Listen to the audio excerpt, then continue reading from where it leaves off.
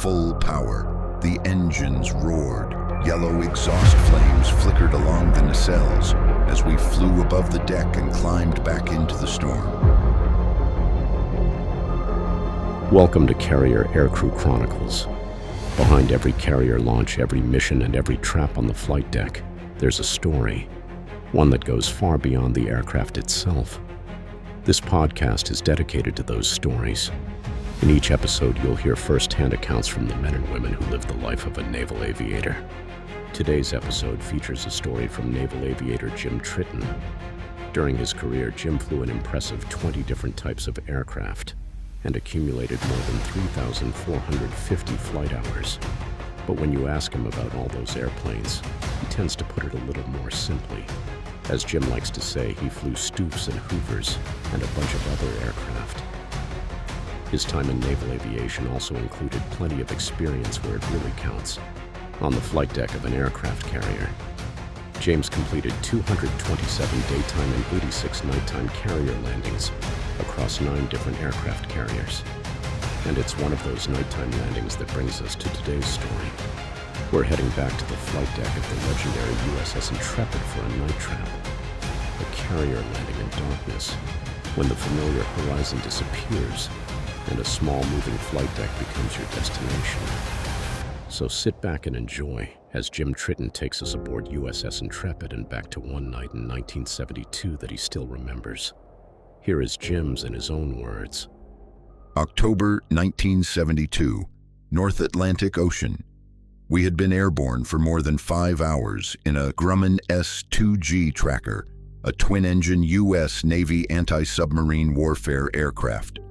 My unit was VS-27, the Pelicans, operating from the flight deck of the USS Intrepid as part of Anti-Submarine Warfare Carrier Group 56.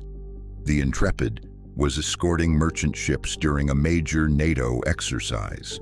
The task group was heading west across the mid-Atlantic, far beyond the normal reach of land-based patrol aircraft. Out there, protecting the convoy was up to us, the carrier-based aircrews. When we launched before sunset, there had been blue sky. Now it was pitch dark and a gale had swallowed the ship. Heavy swells were breaking over Intrepid's bow. The carrier was rolling precariously and pitching 20 to 30 feet. And we were beyond range of any divert airfield. There was nowhere else to go. I checked in with the carrier's air traffic control center. Controllers picked us up on radar, gave me vectors to descend, and steered us toward the extended center line of the landing area. To recover us, Intrepid had turned north into the wind while the convoy continued west. At 3/4 of a mile, we were established on final approach. We broke out beneath the clouds, and through the rain, I saw the dim red lights of the flight deck. The tracker was dirty, landing gear down, flaps down, arresting hook down. I held 95 knots. The cockpit's overhead escape hatches were open, as required for a night carrier landing. Then I smelled it, stack gas. That strangely welcoming odor told me the ship was close, very close. On the port side of the flight deck was the optical landing system. A row of fixed green datum lights formed the reference. A vertical series of yellow lights showed whether the aircraft was above or below the proper glide slope. On the correct path, the pilot saw a yellow light, the meatball, centered between the green datum lights. Too low and the lights descended toward red. Too high and the ball disappeared. But that night, the entire landing area was moving. The deck pitched up, dropped away, rolled and wallowed with the sea. The ball moved with it. There was no way to predict what the next wave would do. I had to average the changing visual cues, hold the aircraft steady, and wait for the landing signal officer, the LSO, to give me the green cut lights. Cut meant pull the throttles to idle and land. Wave off meant add power and go around. At a 1/4 mile, the controller called, "1/4 mile, call the ball." From that moment, I was under the guidance of paddles, our call sign for the LSO. He was another pilot standing outside in the storm near the aft end of the flight deck, watching my approach. My entire world narrowed to three things: meatball, lineup, airspeed. If we all did our jobs correctly and had a little luck, we might still reach the wardroom in time for midnight rations. Then I heard paddles. Cut! The green lights flashed. I pulled the overhead throttles to idle, lowered the nose briefly to spill excess lift, and pulled the control yoke sharply back toward my stomach. The tracker should have settled onto its main wheels. The hook should have grabbed one of the arresting wires and stopped 24,000 pounds of aircraft in a few hundred feet. Instead, silence. No thump of tires on the wooden deck. No compression of the landing gear. No violent pull against my shoulder straps as the hook caught a wire. I saw the carrier's island passing on my right. We were still flying. I slammed the throttles forward. Both right R1820 radial engines roared, and the three-bladed propellers bit into the wet night. We flew only a few feet above the angled deck before the ship disappeared behind us. Ahead was nothing but black sky, no horizon, no moon, no stars. I raised the landing gear and made sure we were climbing away from the sea. Then I checked in with air traffic control and entered the clouds again. We turned downwind to try it all over. Fortunately, fuel was not yet a problem. We could make several approaches if necessary.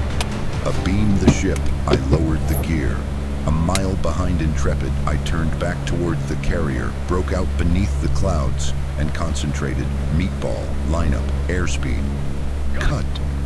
The green lights flashed. Again, silence. No tires, no hook, no wire. Full power. The engines roared. Yellow exhaust flames flickered along the nacelles as we flew above the deck and climbed back into the storm. I could feel the dampness under my arms. I forced my hand to loosen its death grip on the yoke. Downwind again. Set up again. Forget the last pass. Meatball. Line up. Airspeed. Cut. This time, there was a thump. The aircraft squatted as its full weight came down on the landing gear. But we did not stop. The hook had missed every wire. We kept rolling toward the forward edge of the angled deck, 60 feet above the dark, frigid Atlantic. Bolter! Bolter! I drove the throttles forward once more. The tracker accelerated across the remaining deck and clawed its way back into the air. My heart was pounding. A bolter was not unusual. In heavy seas, the deck could drop away just as an aircraft crossed the stern. A pilot might fly a perfect approach, yet never give the hook a chance to engage. Still, this was our third failed attempt. As I raised the landing gear and turned downwind, my co-pilot spoke. Want me to try? He was an instructor from a shore-based training squadron, an experienced pilot who had made many carrier landings years before. But he was not part of our squadron. I could not legally transfer command to him, and I had no idea when he had last landed aboard a carrier. No, I said. I can do this. I made sure I said it loudly enough for the two enlisted crewmen in the back to hear. Then Paddles called, Alpha Uniform 270, this is Paddles. You doing okay? We really need to get you aboard. Another voice followed. It belonged to the captain. Alpha Uniform 270, this is Atlas. On our recovery course, we are heading north, approximately 90 degrees from the task group's course. We will need to hustle to catch up once you are aboard. It was a simple statement of fact. Every failed pass was taking Intrepid farther from the ships she was supposed to protect. I remembered what my instructors had told me before my first night carrier qualifications. Don't think about the approach that failed. Clear your head. Start from scratch. Think only about the successful landing you are going to make next. That advice had sounded easy in the Gulf of Mexico with a suitable airfield ashore. It was harder now after a 5-hour mission and 3 attempts to land on a storm-tossed carrier. If we ran out of options, there was only the sea. We could try to ditch wings level, escape through the overhead hatches, and hope the rescue helicopter reached us before the cold did. Roger, paddles. I lined up again. The meatball settled between the green datum lights. I reached overhead and confirmed that the arresting hook was down. I relaxed my grip on the yoke. My fingers were cold inside my gloves. 15 seconds out. Shake out the tension. Don't anticipate. 10 seconds. Meatball. Lineup. Airspeed. 5 seconds. Lightning flashed, illuminating the landing area directly in front of us. We crossed the stern. Cut. Green lights. I pulled the throttles to idle. The aircraft squatted. The landing gear struck the deck with a heavy thump. Then my body slammed forward against the shoulder harness.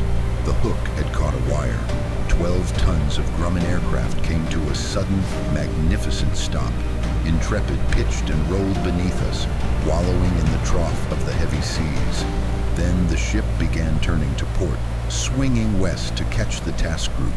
I lifted my visor and wiped the sweat from my forehead. My co-pilot and both crewmen shouted with relief. Over the open cockpit hatches came the captain's voice on the flight deck loudspeakers. Welcome aboard, Lieutenant Tritten. I was just about ready to have the master-at-arms break out the shotguns and shoot you down. You and your crew report to sick bay, where the flight surgeon will dispense some well-earned medicinal alcohol. A few moments later, the rescue helicopter landed. Not tonight, my friend.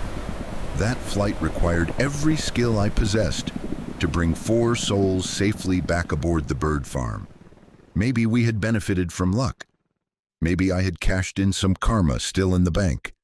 And maybe Paddles had made exactly the right call, giving me the cut at precisely the right instant. I climbed out of the tracker and went to sick bay. And when the flight surgeon issued that medicinal alcohol, I shared it with the LSO. He had earned it too. Carrier Aircrew Chronicles is a companion to the U.S. Carrier Aircraft Through the Decades bookazine series.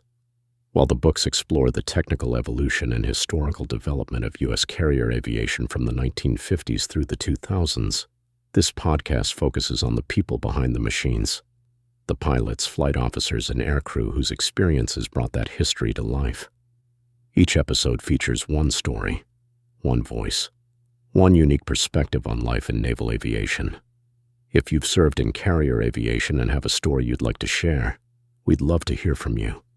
Whether your experience is dramatic, inspiring, humorous, or simply a memorable moment worth preserving, your contribution is welcome. Every story adds another piece to the rich history of naval aviation.